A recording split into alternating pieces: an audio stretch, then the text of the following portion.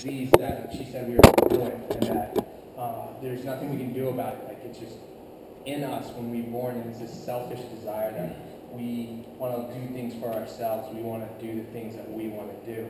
And then she talks about how what that leads to, the consequence of that, and what the consequence is because of sin. It's because sin entered the world that now there's this separation from God, and that God created us to have a relationship with us, but because sin entered the world, we can no longer have this relationship, and that now we're eternally separated from God.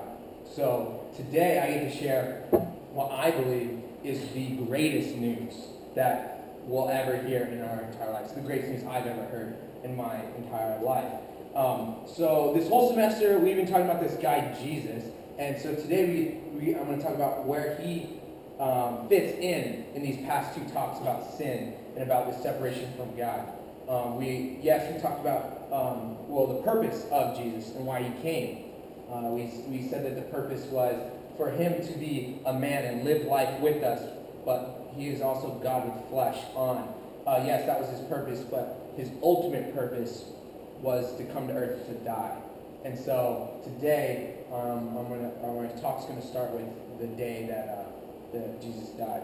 So he was hanging out with his disciples in a place that he always went to with his disciples, called the Mount of Olives.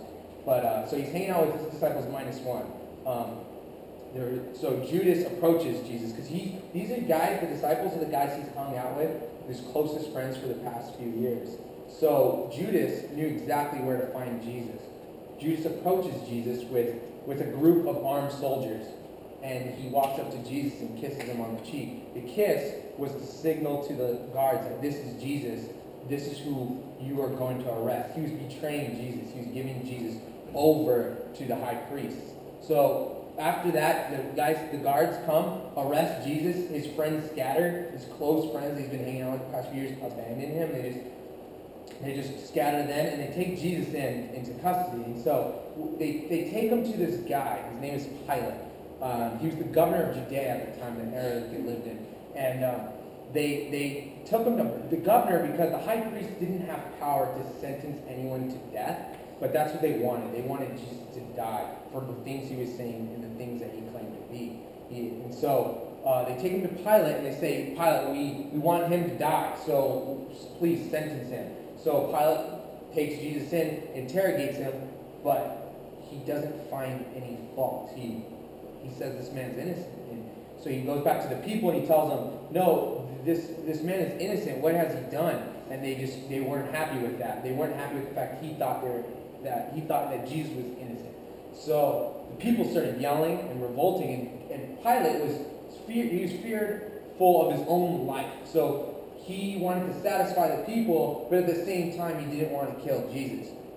So what he did, he tells the people, you know what, fine, we're going to flog him. And what that meant was a whipping. So they take him out, and there's this wooden stump, and they put Jesus handcuffed to it, and then with his back exposed, they whipped him. And they didn't just whip him with any just normal little whip. It was this thing they call a cat of nine tails, and it had 9 individual whips attached to it.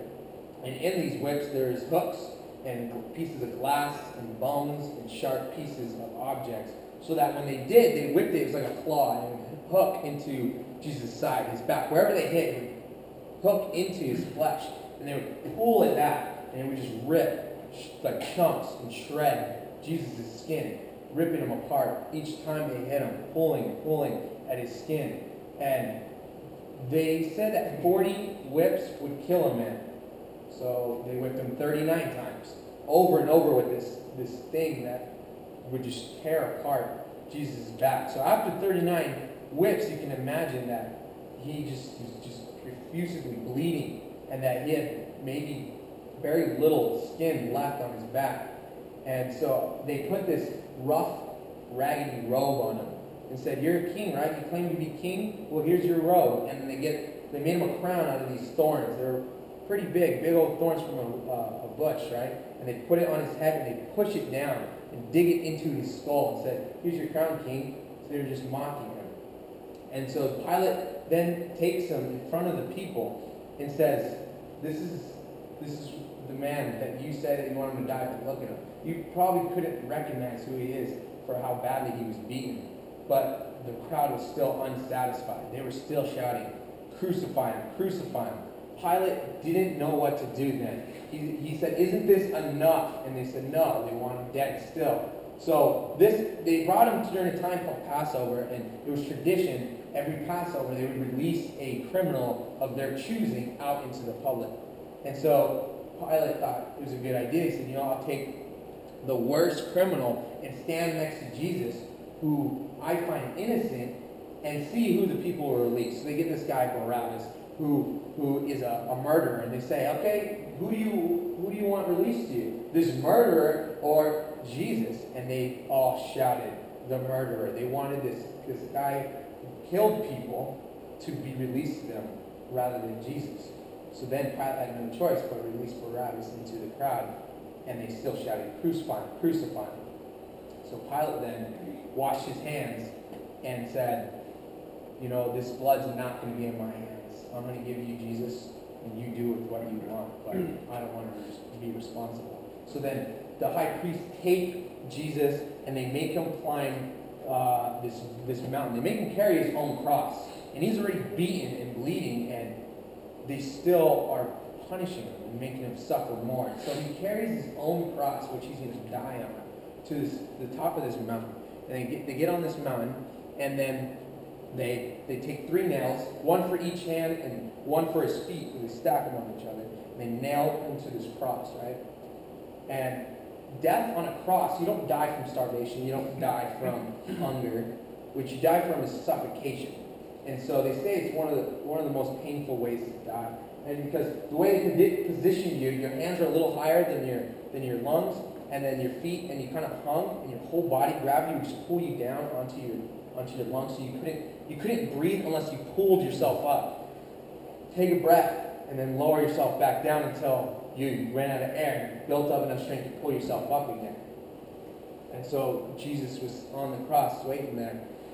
And on his last breath that he pulls in, when he was releasing it, he says, "It is finished."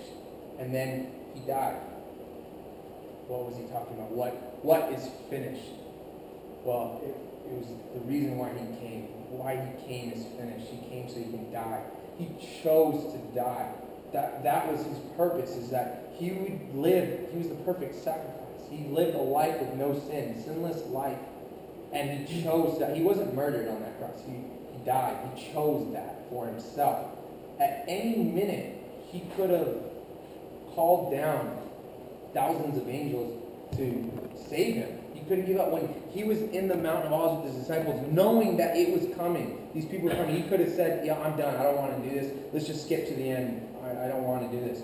Or when he was being flogged or beaten, or when he was carrying the cross, at any minute, but he didn't, because he knew, he was like, I need to die, because when Jesus died, he took everyone's sin and put it on himself, so he can have a relationship with everyone. Because they say that God can only be with perfection, and God knowing that these people on earth are sinners, that sin lives within them, and that they are separated from me eternally, God's thinking, I don't want that. There's something I can do. If they can do nothing, Ari said there was nothing we can do about it. If they can do nothing, then I'm going to do something. So he sent his son to die on the cross for everyone's sin. For the sin from people who were born, from the present and the future. Everyone who's to come, he died for their sin. And I know it sounds crazy. I know it sounds like, why would this guy 2,000 years ago die for someone he doesn't know, someone he's never met in person? But I want to tell you, I've sat there. I've sat where y'all are sitting. I've been there. I've heard these talks. I've been going to Young Life since I was a freshman, and I've heard many of these talks about Jesus dying for me. I've had those thoughts like what have I done to deserve any of this? Or what is wrong with me? Is there something wrong with me? Or you know what? Even if he did die for me, why would he die for me? I haven't lived the perfect life. I haven't lived the greatest life. Made mistakes. I made decisions I regret. But it's like, maybe if I want to tell you a story about a guy. His name, he's a homeless dude. Let's call him Joe. Homeless Joe, right? So he's homeless. He's panhandling on the street, asking people for money, and he's sitting there thinking about his life and what led to that moment right then that he was homeless. When a friend of his from high school walks up to him, and we'll call him Bob. So Bob walks up to Joe, and he's like, "Oh, I recognize you. You're Joe, and we went to high school together." He's like, "Oh yeah, Bob. Yeah, nice. It's cool. Nice to see you again." No, they're talking. They realize, wait. So Joe sees him and goes, "Wait, what happened after high school?" Bob's standing there in a nice suit, and he goes, "You look pretty well off. What happened after high school?" He goes, "Well, I became a successful businessman." And he asked, "Well, what? Not to be mean, but what happened after high school for you?" And Joe just says, "I've made some decisions that had led me here, wrong decisions." And so Bob then pulls out his checkbook and writes a check for $50,000. He says, "Here, take this check. Go and live a life that you probably never thought of today. You didn't have 50 grand this morning, but now you do. Take this money and go live a new life." And so he takes that check. He didn't know what to say. He's like, "I will never." He goes, "I don't think I'll be able to pay you back." And he says, "No, it's okay. Don't worry. You don't have to pay me back. Just it's a gift. Take it." So he takes the money, puts it in his pocket, and they depart. And so then homeless Joe walks up to the bank, and right before he opens the door, the glass door to the bank, he sees himself in the reflection of the glass, and he sees that he's wearing this raggedy jacket with holes and with dirt and mud, and he probably doesn't smell very good. And he starts thinking about the people inside as he looks at the bank tellers in the nice suits, and he thinks to himself, they're not going to believe me when I hand them a check for 50 grand. They're going to think it's fake. They're going to think I stole it. I made it up. Like they're not going to believe me. Who am I for them to cash this check? So he doesn't. He turns around and goes back to Panhandle.